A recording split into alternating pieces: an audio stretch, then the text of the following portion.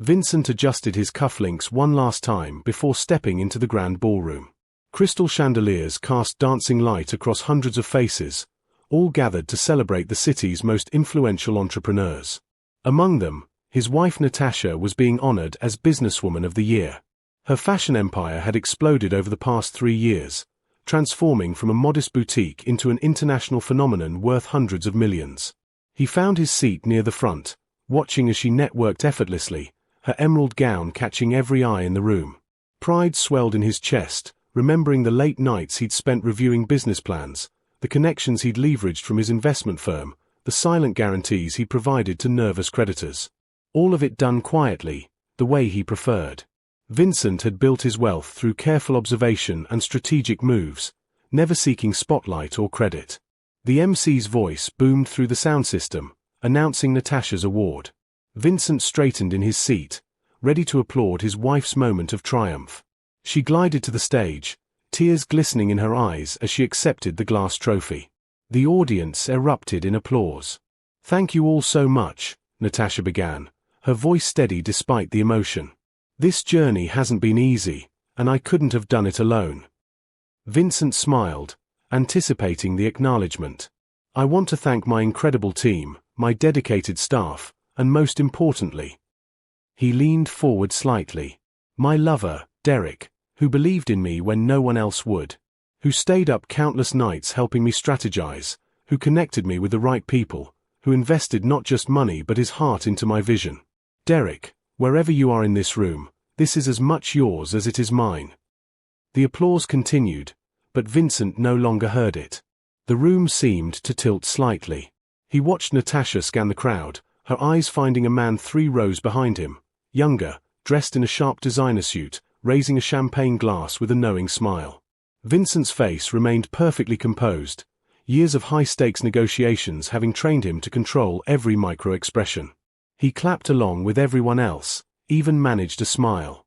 But inside, something fundamental had shattered. Not just his heart, but his entire understanding of the past 3 years. As Natasha continued her speech, detailing the obstacles she'd overcome, Vincent's mind raced through a different narrative. The $2 million initial investment from his personal account. The board introductions at his private club. The credit lines he'd personally guaranteed. The suppliers he'd convinced to extend favorable terms. All of it attributed to another man. All of it invisible, as if it had never existed. When the ceremony ended, Vincent stood and applauded once more. Then, while Natasha celebrated with Derek and her admirers, he quietly left through a side exit. He had phone calls to make. Monday morning arrived with deceptive normalcy. Vincent sat in his downtown office, the city skyline stretching behind him through floor-to-ceiling windows. His assistant brought coffee, black, no sugar, and his daily briefing. He'd barely slept, but decades of discipline kept exhaustion from showing. "Cancel my morning meetings," he said quietly. "I need a few hours." The first call went to Richard Pemberton at Consolidated Capital. They'd been friends since business school, and Richard's firm held a primary credit line for Natasha's company. $15 million, personally guaranteed by Vincent. "Richard, I need to discuss the Luxe Fashion account." "Vincent, congratulations on Natasha's award. Quite the evening, I heard." "Yes. About that account, I'm withdrawing my personal guarantee, effective immediately. I'm also calling in my preference shares." Silence on the line. "Are you certain? That will trigger an immediate review. Without your guarantee, the terms change dramatically." "I'm aware. Please proceed." The second call went to Patricia Wong, who ran the commercial real estate trust that leased Natasha's flagship stores at below market rates, a personal favor Vincent had arranged 2 years ago. "Patricia, regarding the Luxe Fashion leases in Soho and Beverly Hills. I need to discuss the terms." "Of course, Vincent. What's on your mind?" "The preferential arrangement we discussed. I need to step back from that commitment. Market rate terms should apply going forward."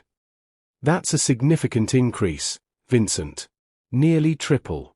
Is everything all right?" "Everything's fine. Just restructuring some things. I'd appreciate your discretion." Throughout the morning, Vincent made similar calls. To the textile supplier whose debt he'd privately purchased to prevent bankruptcy, allowing continued shipments to Natasha's company. To the manufacturing connections in Italy he'd spent years cultivating. To the marketing firm run by his former college roommate who'd provided services at cost. He didn't act from rage or vindictiveness. His voice remained measured, professional. He simply withdrew himself from equations where he'd apparently never existed in the first place. Each conversation was brief, courteous, and absolutely final. By noon, the architecture of Natasha's empire, invisible support structures only Vincent had known existed, began to quietly dismantle. His phone buzzed. Natasha's name appeared.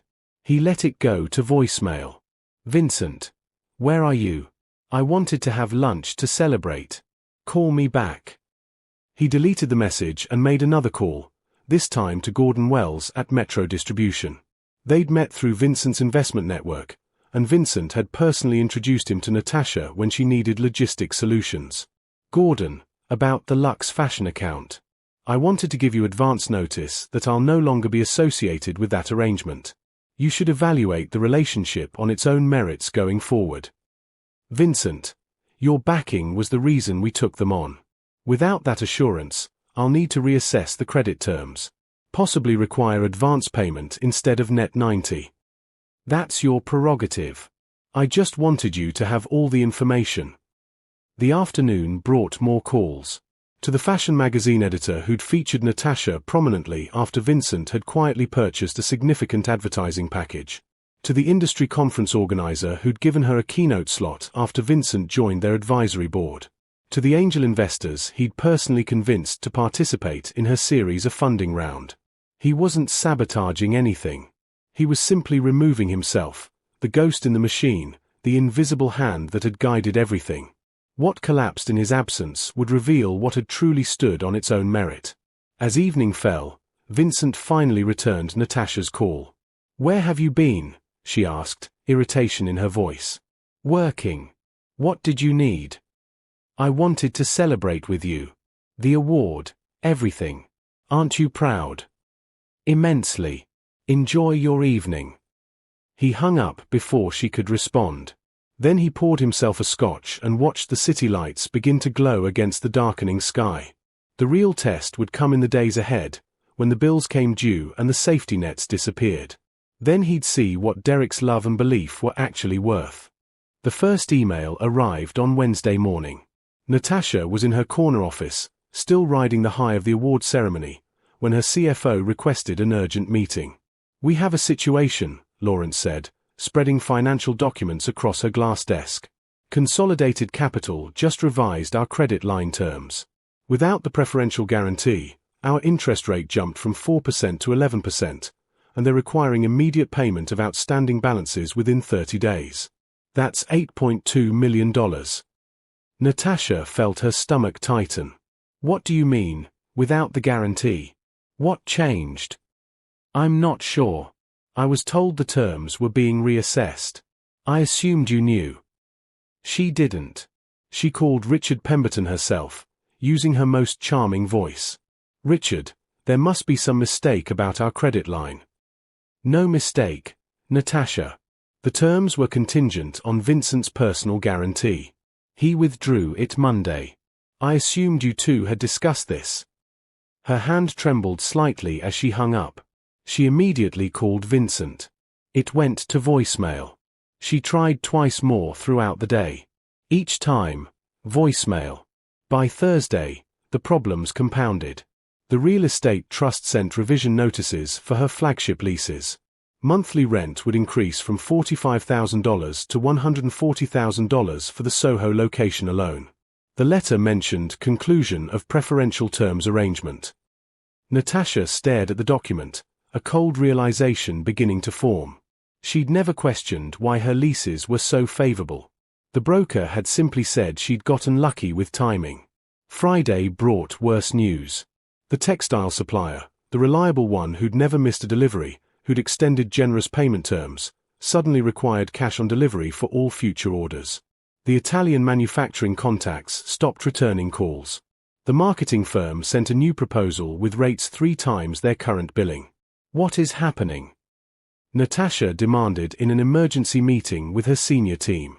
It's like someone pulled a plug, her operations director said. Every favorable arrangement we've relied on is evaporating simultaneously. Derek, who'd been sitting in on the meeting as her strategic advisor, cleared his throat. This is just business volatility. We'll find new partners. But Natasha was beginning to understand.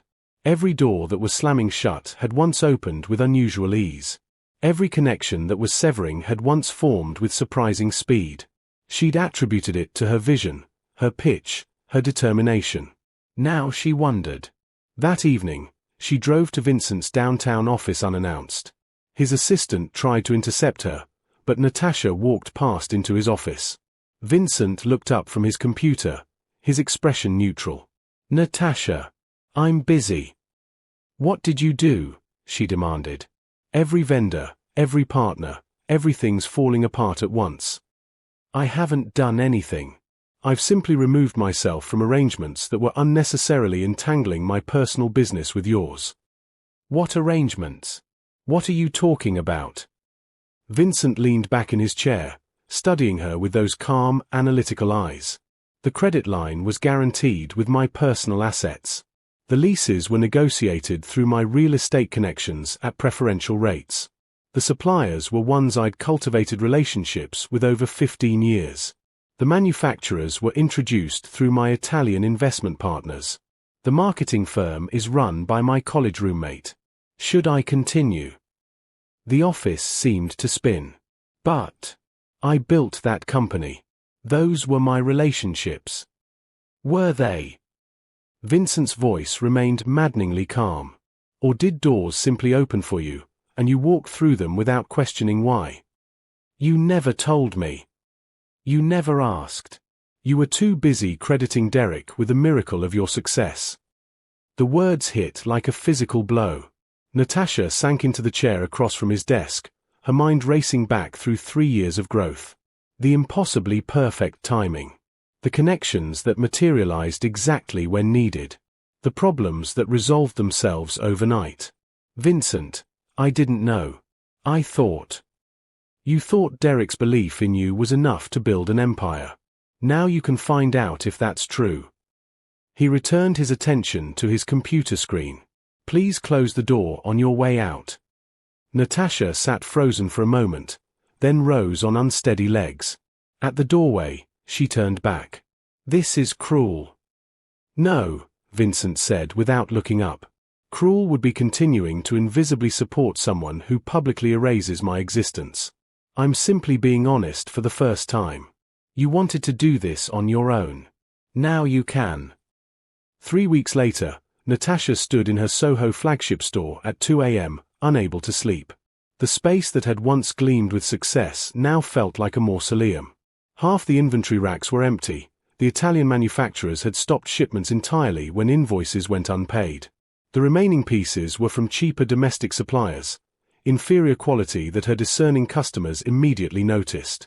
Her phone showed 17 unread messages from Lawrence, each more desperate than the last. The $8.2 million payment to Consolidated Capital was due in 4 days.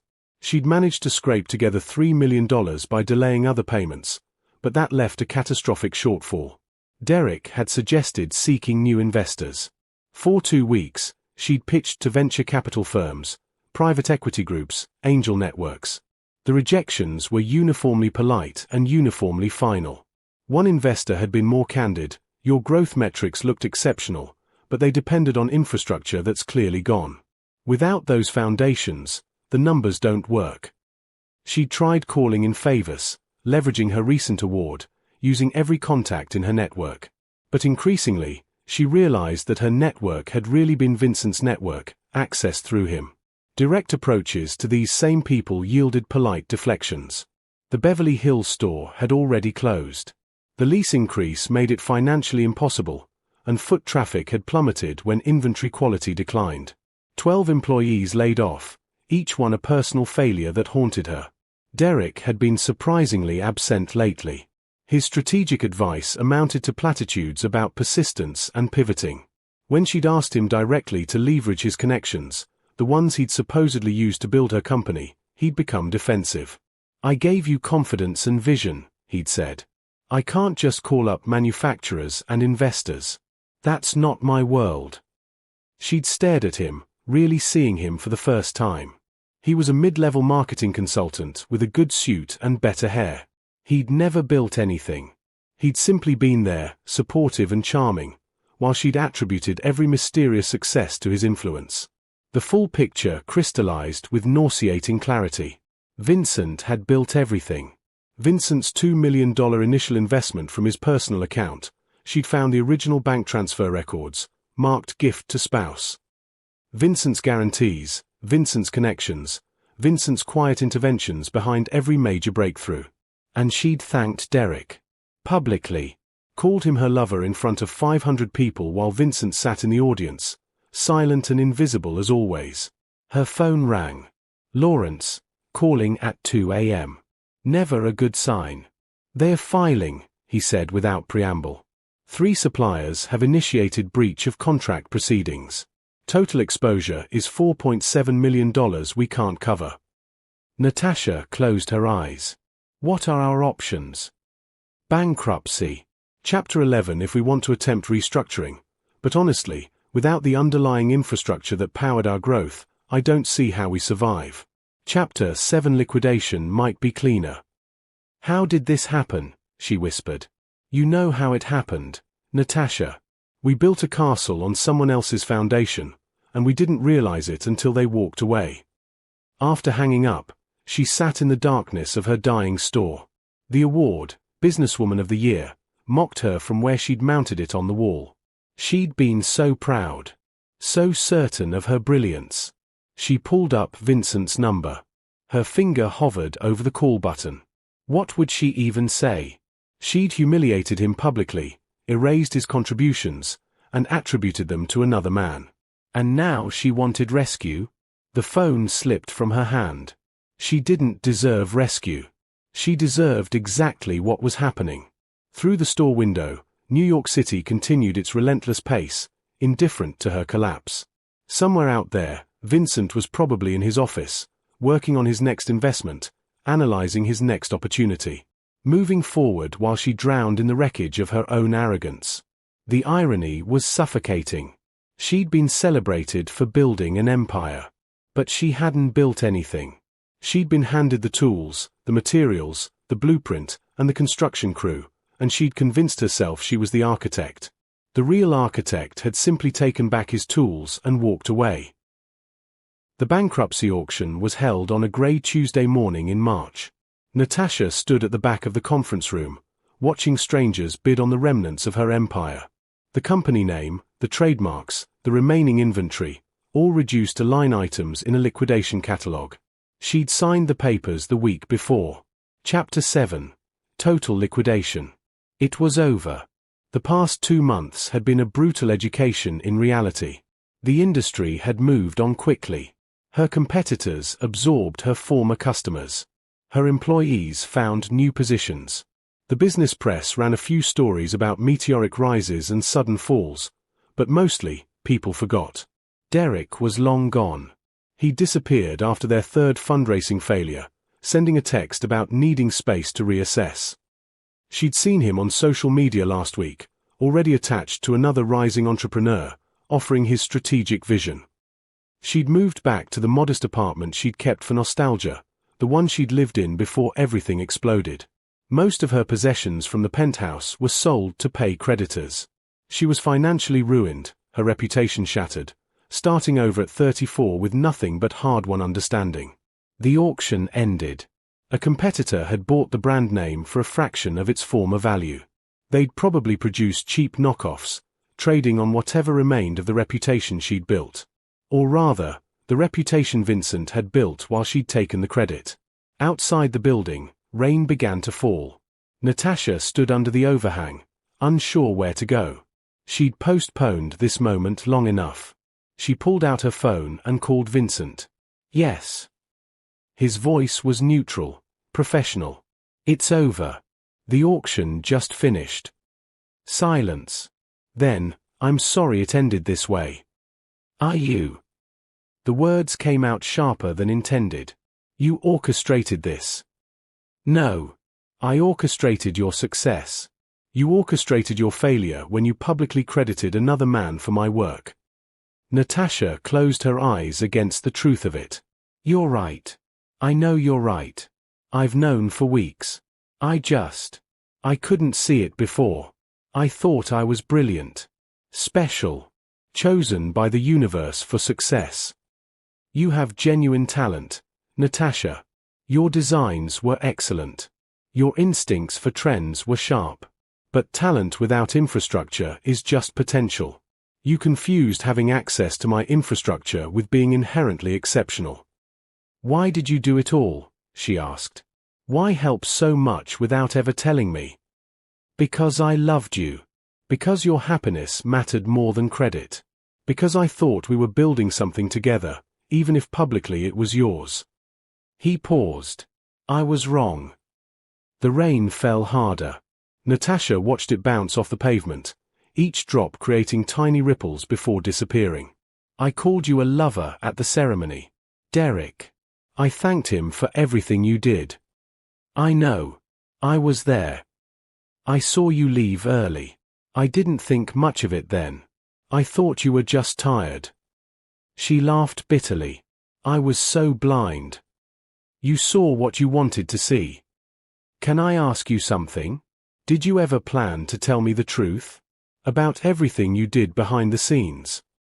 Vincent was quiet for a long moment. Eventually, maybe. When we were old, looking back. I thought it would be a sweet story, how I'd secretly been your biggest champion. I didn't realize you'd written me out of the narrative entirely. Natasha felt tears mixing with rain on her face. I destroyed us. The company, our marriage, everything. Yes. No comfort, no softening. Just truth. She realized she didn't want comfort anymore. She wanted accountability. The divorce papers, she said. I'll sign them. No contest, no claims. You deserve that much. My lawyer will be in touch. Vincent. She stopped him before he could hang up. I am sorry. Genuinely. Not because I lost everything, that's just consequences. But because I hurt you. Because I took your love and support for granted. Because I was too blind and arrogant to see the gift I had. Thank you for saying that. Will you ever forgive me? Probably. Eventually. But I won't forget, and I won't return. Some bridges, once burned, can't be rebuilt. I understand. She wiped her eyes. For what it's worth, you deserved so much better than me.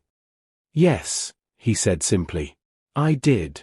Goodbye, Natasha. The line went dead. Natasha stood in the rain, letting it soak through her coat. She'd lost everything, money, status, marriage, pride. But standing there in the ruins, she felt something unexpected. Clarity. She'd built nothing herself. But now, with no safety net, no invisible hand, no one to credit but herself, she could finally learn what she was truly capable of. Whether that meant rebuilding or finding an entirely new path, it would be genuinely hers. The rain continued falling. Natasha stepped out from under the overhang, tilting her face toward the sky. The water was cold and cleansing. Somewhere in the city, Vincent was moving forward with his life. She hoped he found someone who saw him, who valued him, who understood the rare gift of a person who builds others up without demanding recognition. As for her, she had nothing left to lose and everything to learn.